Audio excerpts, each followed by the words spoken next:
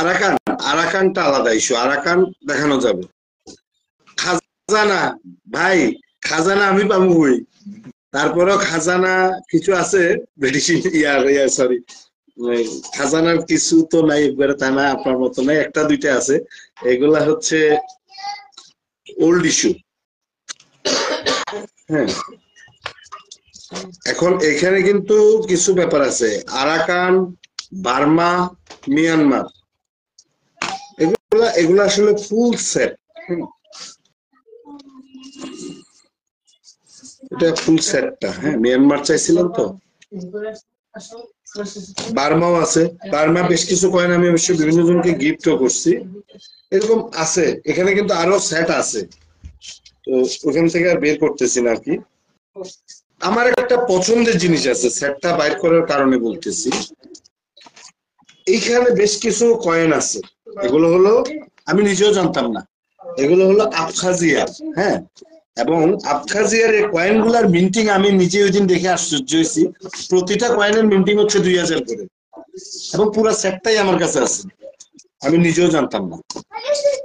এগুলা যেগুলা দেখাচ্ছে এগুলা সব 2000 করে মিন্টিং, এটা, এবং ছবিগুলা ডিফারেন্ট কিন্তু আমি নিজেও জানতাম না। আমি ওই দিন আমি এখানে বেশ কিছু কয়েন আছে, এগুলো সব এটা এটা একটা, অর্থাৎ এরা বোধহয় 10টা কি 12টার একটা ইয়া বের করছিল, পুরো সেটটাই আমার কাছে আছে। এটা আবখাজিয়া। হ্যাঁ, ওই সেট বের করছি তো ওই রকম। যেমন ওই সময় বললাম আইল্যান্ড, এখন অনেকে চিন্তা করতে পারে যে আইল্যান্ডটা কি জিনিস, আইল্যান্ডের আবার কয়েন নাকি। যেমন এটা স্টোটেনহফ আইল্যান্ড, 2008-এর ইস্যু, কিন্তু রিসেন্ট ইস্যু। স্টোটেনহফ আইল্যান্ড,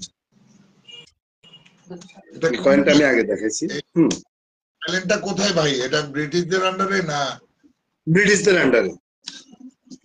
এটা এই যে ব্রিটিশ যে রানী, ওনার ছবি দেখা যাচ্ছে, ব্রিটিশদের রানীর ছবিও দেখা যাচ্ছে। এটা কি ক্লিয়ার? ক্লিয়ার ভাই, ক্লিয়ার। হ্যাঁ, ওই রকম আইল্যান্ডেরও কিন্তু কয়েন হয়। আবার অনেক কয়েন আছে, ধরেন আমি একটা দেশের কয়েন কালেক্ট করলাম, কিছু আছে অড ডেনোমিনেশন, যেমন একটা দেখাই, লেবানন, যেটা রানিং লেবানন, এটা আড়াই। কোন জায়গার? লেবানন, লিবান। লিবান। হ্যাঁ, লিবান, এটা লিবান অবস্থা। অড ডেনোমিনেশন যেমন 3 পেন্স, রোডেশিয়া নাসার আইল্যান্ডে 3 পেন্স, এই 3, ওই দিন আপনিও একটা পাকিস্তানের 3 খুঁজছিলেন, এই 3 জাতীয় জিনিসগুলো একটু মানে ইয়া করা যায় কম। হ্যাঁ ভাই, পাকিস্তানের 3টা আছে ভাই? না, আমি ওই দিন আপনি বলার পর আমি খুঁজছিলাম, আমার কাছে নাই। আর আমি আসলে ওই যে পাকিস্তানি কয়েন খুব অল্প, মানে সেট আকারে ধরেন বিভিন্ন ডেনোমিনেশনের মধ্যে 10-15টা আছে।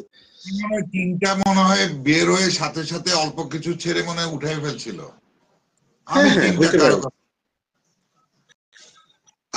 আমার দাদা বলতেছে বার্মার কিছু কয়েন যদি বিক্রির জন্য থাকে আমি ক্রয় করতে চাই, আমার দাদা যদি আমার থেকে কিনে নেয়, আমি চাই আপনার ঘর লুট করতে আর আপনি চান কিনতে, আপনাকে এমনি বার্মার কয়েন আমি উপহার দিব। আমার দাদা যদি কিনে আমার থেকে, তাহলে আর আমি ডাকাতি করতে গেলে তো আমাকে বেঁধে রাখবে। আপনি ভুল করতেছেন। আজকে যেমন আমাদের শরীফজামান ভাই একক একটা প্রদর্শনী করতেছে, আপনি এরকম একটা অ্যালবাম দিয়ে মনে করেন 2টা টেবিলে রেখে প্রদর্শনী করেন, মানে আপনার বাসায় ওই উপলক্ষে আমরা গেলে মানে এক কাজে 2 হলো, তারপর বাসায় 2টা রুম ফ্রি থাকবেন, আমরা ভাড়াও দিয়ে আসলাম, অসুবিধা নাই, দিদি রাতে ভালো খাবার টাবারও খেয়ে আসলাম। আপনি কি আমার শত্রু? আমি কেন করতেছি না জানেন? আমি অপেক্ষায় আছি রুবেল ভাই আমাকে গোল্ড কয়েন গুলা দিবে, রোমানদের, গ্রিকদের, বাইজেন্টাইনদের, তারপর আমি করবো। এখন রুবেল ভাইয়ের জন্য অপেক্ষায় আছি, রুবেল ভাই আসার পর। আচ্ছা, এগুলা দেখাইতে যে যেমন একটা জিনিস পেলাম, লিয়ার্ড। আচ্ছা, তাজবিন আমাকে বলছিল লুচি আর হালুয়া।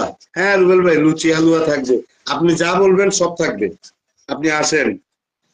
যেমন ওই যে বললাম আইল্যান্ডের মধ্যে আরেকটা আইল্যান্ড আছে, এটা একটু ত্রিস্টান ডি কুনহা,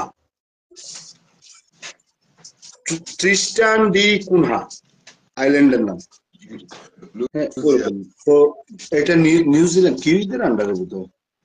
তো এই ট্রিস্টান ডি কুনহার যেমন এটা লিয়ার্ড 1727 লিয়ার্ড। আচ্ছা ইয়া আমাকে একটা কয়েন নিয়ে বলতে বলছিল, আমি বের করে রাখছিলাম, এটা আসলে কোন পাশে আছে এন্টিক কিছু কয়েন নিয়ে, তো আমি বের করছিলাম কিন্তু কোন দিকে রাখছি আমি ভুলে গেছি। আচ্ছা এটা জানেন ভিওসি ডাচ ইস্ট ইন্ডিজ, এটা ইন্ডিয়ান ভিওসি। ভিওসির হিস্ট্রিটা অনেকে জানে না। ব্রিটিশদের যে ইস্ট ইন্ডিয়া কোম্পানি হয়েছে সেটা কিন্তু চুরি করে। প্রথম কোলাবোরেট কোম্পানি করছিল ডাচরা ভিওসি। যখন ডাচ ব্রিটিশরা দেখতেছে যে ডাচরা তো ভাই এটা কি সিরাজউদ্দৌলার বৈশ্য আগে দিয়ে অনেক আগে অনেক আগে অনেক আগে ইস্ট ইন্ডিয়া কোম্পানির আগে। হ্যাঁ ভিওসি তো তখনই ছিল, না না ভিওসি তখনই ছিল, ওরা তো পরে আসছে। তো ভিওসি হওয়ার পরে ব্রিটিশরা যখন দেখলো যে ভিওসি দিয়ে ডাচরা বিভিন্ন জায়গাতে পয়সা কামাইতেছে, বিভিন্ন জায়গাতে বিভিন্ন কিছু করতেছে, তখন তখন ব্রিটিশরা সিদ্ধান্ত নিল ওরা এরকম একটা কমেন্ট করবে। থ্যাংক ইউ হাসান ভাই। তখন ব্রিটিশরা সিদ্ধান্ত নিল যে আমরা কোনো কিছু করি। ওরা তখন ইস্ট ইন্ডিয়া কোম্পানি করলো এবং যেখানে যেখানে ওরা গেছিল রুট ধরে ওরাও ইস্ট ইন্ডিয়া কোম্পানি ওখানে পৌঁছে গেছে। বাট ওরা অনেক পাওয়ার জেনারেট করে ফেলছিল, যে কারণে ভিওসি ওদের সাথে কুলে উঠতে পারে না, ভিওসি ভেঙে গেছিল। সারা সারা ওয়ার্ল্ডে এই যে ডাচরা যে বিভিন্ন দেশে গেছে এই ভিওসি কোম্পানির আন্ডারে গেছে। ডাচরা তো বাংলাতে ইয়াতে আসছিল, আমাদের সাবকন্টিনেন্টও ছিল ডাচ, তারপরে পর্তুগিজ, আমরা তো জানি। তো এটা হচ্ছে ডাচদের ইন্ডিয়া ইস্যু ভিওসি। তো ওদের ওদের বিভিন্ন সময়ে বিভিন্ন জিনিস ব্রিটিশরা ডাচদের থেকে কপি করে ডাচদেরকে ট্রাম করে ওদের উপর উঠে গেছিল। আচ্ছা তাজমিন বলছে এন্টিক কয়েন, এন্টিকের একটা মজার জিনিস দেখাই। এটা ডাচদের কথাটা যে বললেন এটা আনুমানিক কোন ইয়ার 1500 1600? ওইটাই নেই 1600 থেকে, এটার ইয়ারটা 1790। মানে তাদের কয়েনের শাসনকালটা কোন 1700? এটা 1790। এই ইস্যুটা 1790 এর ভিওসি। এখন যেমন এই যে সেট, এটা আরো মনে কয়েকটা আছে, এটা একটা সেট। হ্যাঁ এটাকে বলে পোর্সেলেন, এটাকে বলে পোর্সেলেন। ফার্স্ট ওয়ার্ল্ড ওয়ারের পরে জার্মানরা এই সেটটা তৈরি করছিল, পোর্সেলেন সেট। হ্যাঁ পোর্সেলেন হচ্ছে এই জিনিসটা কি জানেন? না রে ভাই না বললে জানি। এটা কিসের কয়েন? এটা সিরামিকের কয়েন। পোর্সেলেন মানে হচ্ছে সিরামিক, আমরা যখন সিরামিক ইউজ করি। আপনি বসে বসে রুবেল ভাইকে বলেন আমেরিকায়, রুবেল ভাই ঠিকই বসে আছে, টাকা নাই কিন্তু কিছু নাই। রুবেল ভাই বলেন রুবেল ভাই ঝাড়ের বাঁশ কি শেষ হয়েছে আমাকে দেয়া? শেষ হইলে বাঁশ তো বোধ দিচ্ছেন, এবার আমারে কিছু রোমান দেন, কিছু গ্রিক দেন, কিছু বাইজেন্টিন দেন। তো রুবেল ভাই বিজি আছে মানে, আমি ওই জন্য আজকে বাঁশ কম খাচ্ছি।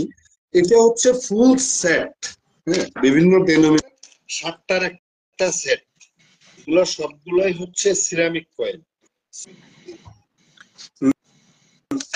রুবেল ভাই হচ্ছে আমাদের গুরু, ওনার কাছে দেখা যাবে এগুলো তো সিরামিক, উনি আরো বড় কিছু রেখে দিচ্ছে হয়তো দেখা যাবে, যেটা আমি জানিও না। বাতাসের কয়েন, ওইদিন তো কাগজের কয়েন আমি দেখাই ফেলছি, রুবেল ভাই আরো মডার্ন কিছু দেখাবে, পাতার কয়েন। রুবেল ভাই অবশ্যই অনেক কিছু দেখাবে। ধন্যবাদ রুবেল ভাই। হ্যাঁ এটা হচ্ছে এই সেটটার একটা বড় ব্যাপার হলো এই সেটটা মিলানোটা অনেক কষ্ট আসলে, ফুল সেটটা। তো এটা হচ্ছে ফুল সেট মার্কেট জার্মানদের। হ্যাঁ আমি জানি না দেখা যাচ্ছে কিনা, এগুলা কোনটা। এই সবচেয়ে সুন্দর হলো সিরামিকের উপরে পিছনে দেখেন কত সুন্দর কাজ করা, 1920-21-এর।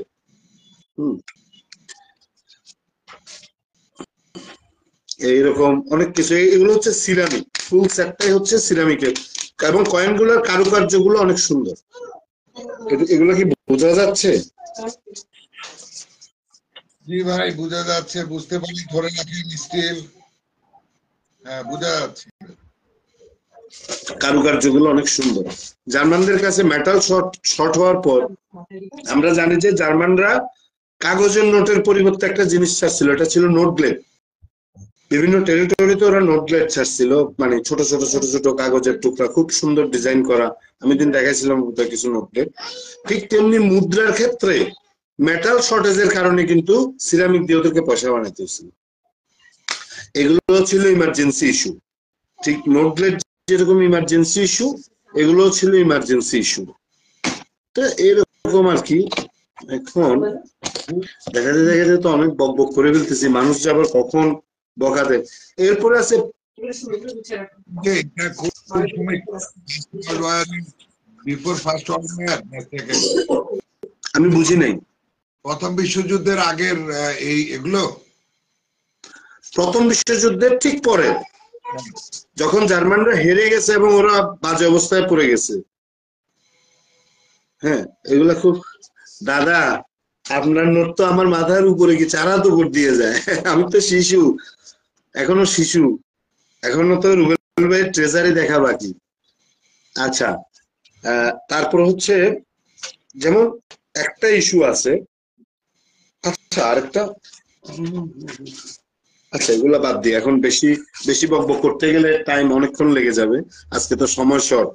হ্যাঁ, আছে ভাই অনেক ভাই, প্লাস্টিকের কয়েনও আছে,